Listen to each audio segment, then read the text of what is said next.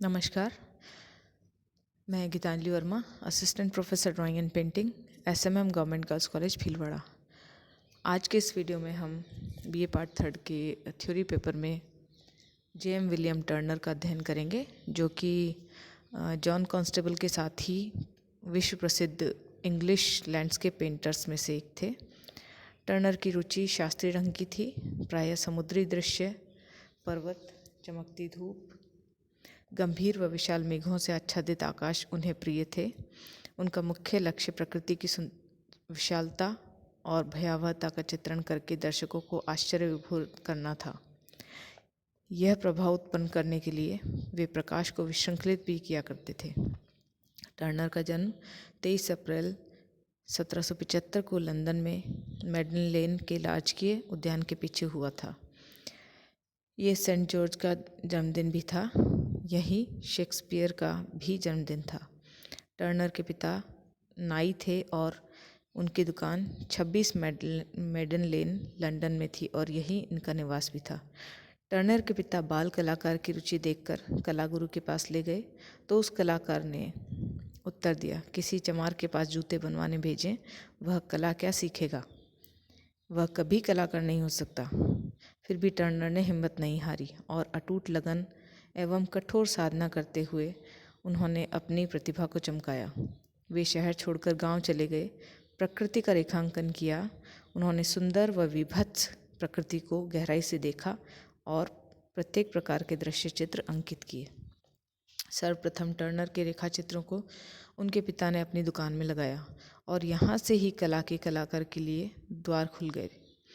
एक अथवा दो चित्रकार दुकान पर आए और इन चित्रों को संग्रहित कर कहने लगे, टर्नर को विधिवत शिक्षा के लिए भेजिए। 11 वर्ष की आयु में टर्नर को सोहो अकादमी में शिक्षा हेतु थॉमस मॉल्टन के पास भेजा गया और परिप्रेक्ष्य का आधार सुदृढ़ करा दिया गया। इसी समय एडवर्ड देगा भी उसे शिक्षा देने लगे। 1789 में जब वे 14 वर्ष के थे तो उन्हें रॉयल एकेडमी स्कूल के लिए भेजा गया। वे अपने आप को व्यवस्थित करने के लिए इन दोनों स्केचेस बेचा करते थे और इस तरह से उन्होंने अपनी जीवन यापन किया। टर्नर का प्रथम तैलचित्र 1797 में प्रदर्शित हुआ, जो कि चांदनी का दृश्य था। इसे रॉयल एकेडमी ने प्रदर्शित किया था। इस पर अकादमी की जीवन भर कृपा रही और वे उसके लिए सदैव कृतज्ञ रहे।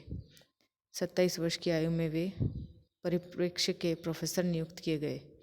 आर्थिक विनियोग में वे कुशल थे, अतः वर्षों तक वे अकादमी के आय व्यय का लेखा जोखा परीक्षण भी करते रहे और इस परीक्षक के पद पे भी रहे।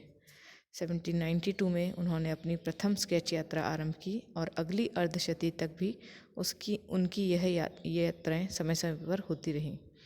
उन्होंने जर्मनी, स्विट्ज़रलैंड की पहाड़ियाँ, दृश्य चित्र तथा शहरों में खास तौर से वेनिस में कार्य किया।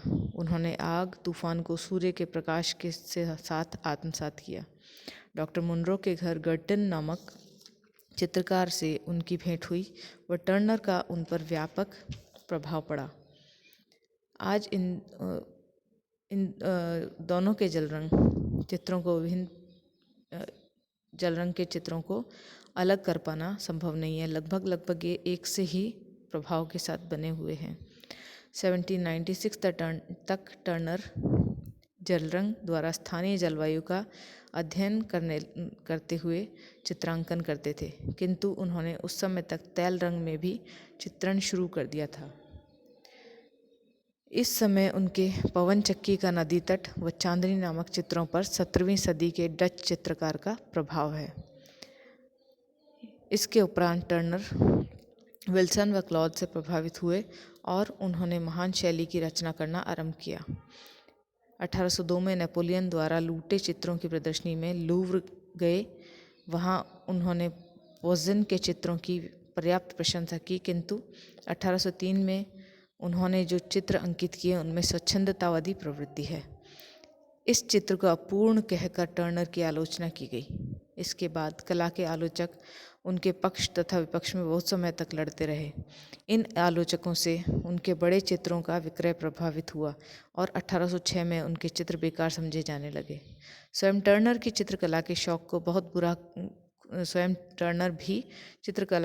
बहुत बुरा कहने लगे। कुछ समय पश्चात उनमें साहस का संचार हुआ। वह 1806 से 19 के मध्य उन्होंने विभिन्न प्रकार के दृश्य चित्र उत्कीर्ण करके छापे, अर्थात छाप चित्र बनाए।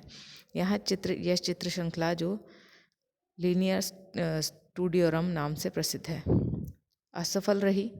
1819 में वे इटली गए और वहाँ से लौटने पर उनके तैल चित्रों में अधिकाधिक पीली चमक आने लगी, जिसका प्रयोग वे अब जल रंगों में अब तक कर चुके थे। इस वीडियो में इतना ही, शेष भाग हम अगले वीडियो में जानेंगे। धन्यवाद।